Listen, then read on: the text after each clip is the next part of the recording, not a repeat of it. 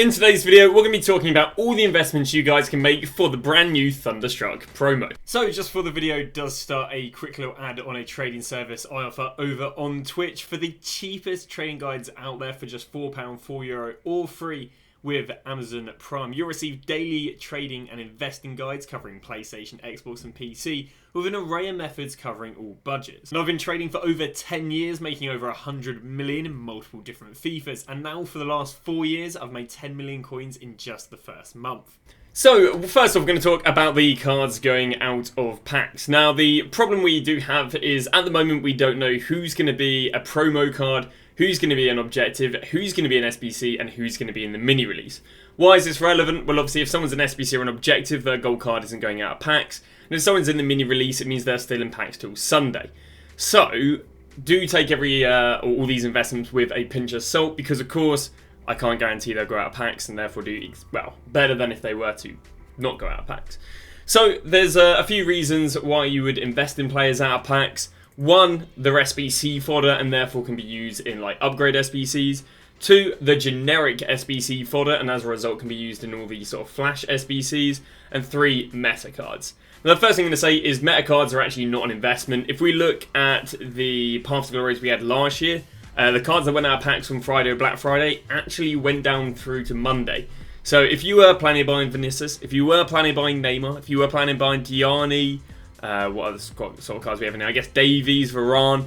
These cards, these meta cards that, you know, would normally do okay out of packs, are actually favoured to drop till Monday. Now, you can go and buy them on Monday, but the ROI is nowhere near as good as a few of the other avenues. Which then leads us to the second investment. And the second investment on these is the high-rated fodder. You can go anything, I'd say, 83 and above would be deemed as fodder during Black Friday. So though actually I may have just said Diani with the likes of not buying her because she's meta, well, she's actually fodder. Bernardo Silva is fodder, Kyoto's fodder, Lukaku is fodder, Davies isn't fodder, Henk who's behind the webcam is fodder, Varane's not fodder, Jesus is fodder, Little is fodder, Fakir, I don't believe he's quite fodder because for some reason the average 83 at the moment is 1.9.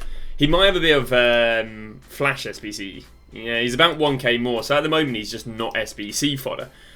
Chan is in the same boat where he's not SBC fodder, Frimpong is in the same boat where he's not SBC fodder, Breme is SBC fodder, Jodington is an SBC fodder, and then everything on the bottom row is too low rated. So when do you want to go and buy these cards? You can literally go and buy them right now. So fodder, if we look at last Black Friday, only went up and up and up through the week. So for example, if we wanted to go and buy the likes of Diani at the moment is, as an 89 rated, 39k. Well, at the moment, all 89 rated are 39k, so that's not a bad investment. We can also go and look at the likes of Breme.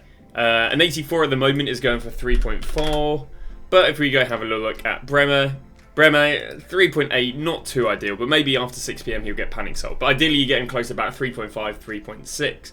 So what we'd be looking to do in this situation is basically buying anyone who is basically the same price as discard fodder. So again, Little, I believe, if I'm not wrong, is an 86 rated. So at the moment, 86s are going for about 11.5, so I'd be more than happy to go and pick up Little for 11.5. So again, any of the guys who are SBC fodder, they're brilliant to go and pick up, and presuming that these are going to be in packs till next Wednesday, it means you're going to go and sell them on Tuesday. If they're actually in packs Friday to Friday, then you can go and sell them Thursday. But yeah, we'll have to see. Basically, you're going to sell them 24 hours before they go out of packs, just so you avoid all the panic selling. So the second investment is buying players who are good for the generic SBCs. So if you're not sure what I mean by this, well, players have already done well for some of the flash SBCs we've had during Black Friday. For example, Trossard did very well when they needed centre forwards, and we can see it went here from 1.5 to 2.1. Well, there are certain players with good combinations that are good for SBCs. Actually, even recently we saw something such as Brazilian centre mids going to 5k because of one of the generic SBCs. So basically, I'm going to be giving you my my knowledge on what players who are below would do well if they go out of packs. So the likes of Umtiti is not too bad. He's not the most optimal, but he's going out of packs, which means, again, if people are building the League SBC, that works for him. And him being French in the Ligue 1 is good utility because, of course, that's giving strong links. So Umtiti is not bad for generics. Correa is rubbish. The only time he's done well was when you have marquee matchups. Klosterman, there's too many German Bundesliga centre-backs for him to do well. Tierney, again, La Liga is stacked. I don't believe Fati has done well, so again, I'd write him off. Cuadrado, again, I believe there's too many Serie A right mids for him to do well. Joe Gomez has done well in the past. It's not the most common player to do that well, but yeah, there is a lack of rare English Prem centre-backs, which, as niche as that sounds, when they release Flash SBCs, everyone always goes towards the Prem.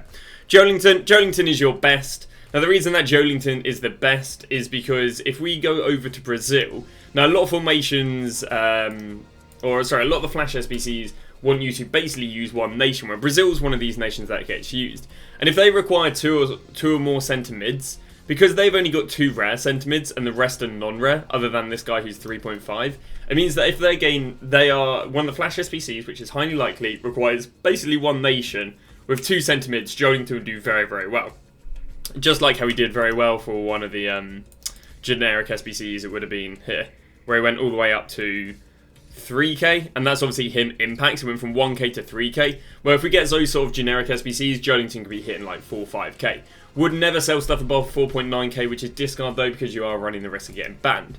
So going through the rest of them, I don't believe there's anything there. Again, Fekir slightly does have the utility, being a French cam, but really what we're looking at here is Joelinton being the best, and then I'd say second to that is going to be Gomez and Titi. So now I'm going to come to some of the SBCs that are going to get released. I'll talk about link investments, then I'll talk about investing in fodder as a whole at the end.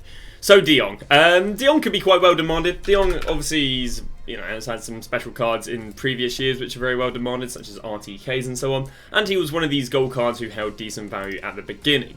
So, if De Jong is demanded, what link investments do I think will do well? I would not go with any centre mids, because of course centre mids are replaced by centre mids more than complementing centre mids. So I wouldn't go anything there. Lewandowski has been re-released as a team of the week, if I'm not wrong. Which means the only investment I really like right here is to Stegen. Again, another centre mid. Centre mids don't really complement centre mids. Cancelo, I think, will get re-released as a trailblazer because they didn't re-release him as a team of the week. Same with Conde. And Salama, and again, Arregio, I'd say actually could be a buy, but Salama I would leave. So that leaves us with the likes of Stegen and the likes of Arregio. Now, Arregio, you are going to be buying on Cyber Monday. Now, if De Jong's not out by Monday, perfect, because Arregio will rise Cyber Monday onwards anyway. But if they go and release a De Jong, that's going to increase the demand. So he's going to be a great, great investment. So again, we're not going to buy him till Cyber Monday, and then it doesn't really matter what time of day we buy him Cyber Monday. I'd probably say before 6 PM, especially if he's dropping midday due to the Flash SPCs. And the second investment I would like for the likes of De Jong is the likes of Stegen. Now, Stegen I wouldn't really want to buy above 73. He should be fluctuating quite a lot at the moment. So yeah, I wouldn't buy him above 73 on console and 72 on PC. That's just because if you are buying above that, you're buying inflated, which means if De Jong isn't demanded, he's going to go down. But again, if you're willing to hedge some of your bets towards him, you can go and pick him up. So the next the next SBC that was leaked, if I'm not wrong, is the likes of Romero. I don't think there's any link investments to Romero. One, we've had centre-back SBCs out the wazoo, and because we've had them out the wazoo, there's going to be a much lower chance of there being demand with the likes of King, with the likes of people doing the Centurion Dunk in the Evo, with the likes of people doing Thiago Silva's SBC. So I would say the demand would be very low for him. And then on top of that, we recently had the Madison and the Neville SBC. And we actually didn't see many Dutch links rise because of these two, which means, in my opinion, if they didn't rise because of these two, then I don't see there being good rises for the likes of Romero. So, and he's a centre-back. It's very rare that you get link investments doing exceptionally well for centre-backs because they're not the most interesting player. It's not like the likes of Rodrigo. It's a centre-back, and one of which who's in the Prem. So the third player that got leaked, which is a lot more of an interesting player, and I think he'll literally get completed up until, even if he's 400-500k, is Alan St. Maxim. So I would really be happy to go and invest in some of his links. So St. Maxim obviously is such a well-demanded card, year in, year out. He's French. And as a result, we've got to sell some nice investments. So first one's coming in at Benzema, but I think at the moment Benzema is too inflated unless he drops. You need to be picking up for no more than 200 for the likes of that. Benzema, again, you can gamble the demand because I did say he was very well demanded, but the problem is he's gone 190 to 220 already, and that's just an ugly increase. One card you can buy, which is a lot less risky, is the likes of this Benzema. Now, the reason this is a lot less risky is because he has double utility. Utility 1 is being used as fodder for the SBCs. Utility 2 is being one of the only strong links to the likes of St. Maxim.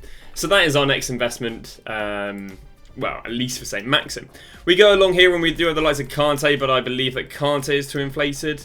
Let's have a little look. Actually, no, Kante's back to being a good price again. Perfect. Kante 85k is nice, and then on PC you're looking at about 80k.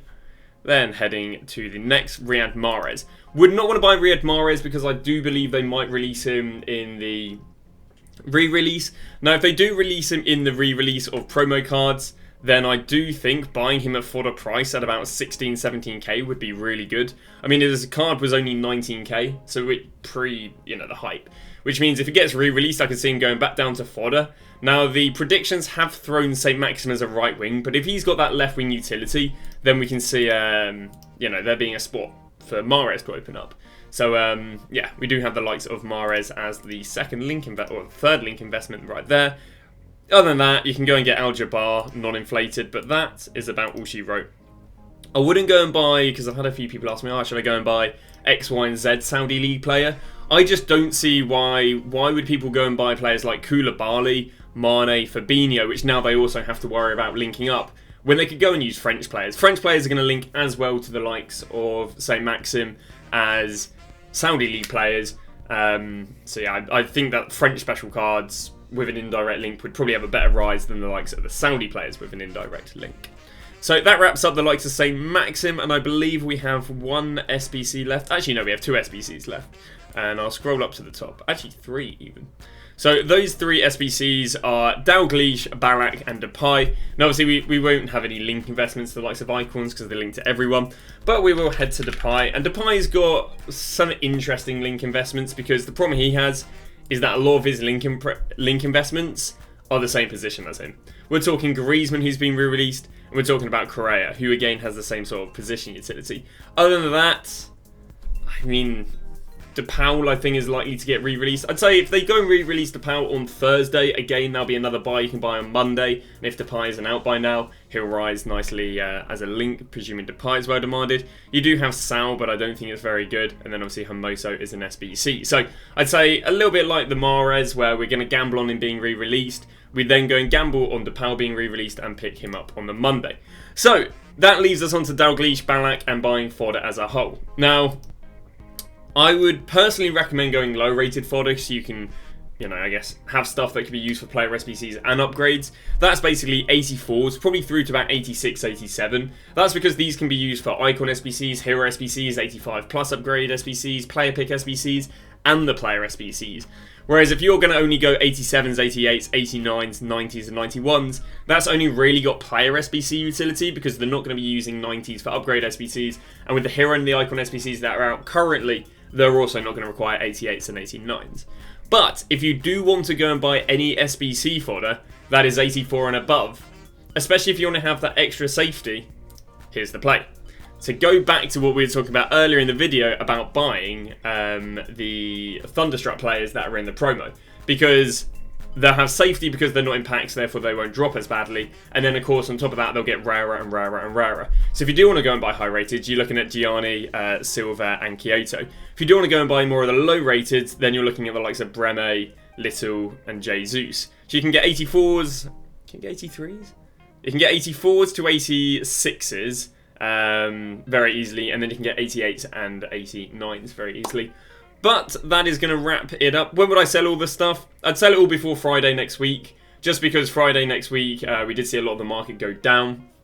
So yeah, I do believe a lot of this market will go and peak on the Friday, unless the SBCs expire before that. But that is going to wrap that up. Thank you very much for watching, and we'll see you guys tomorrow with a brand new video.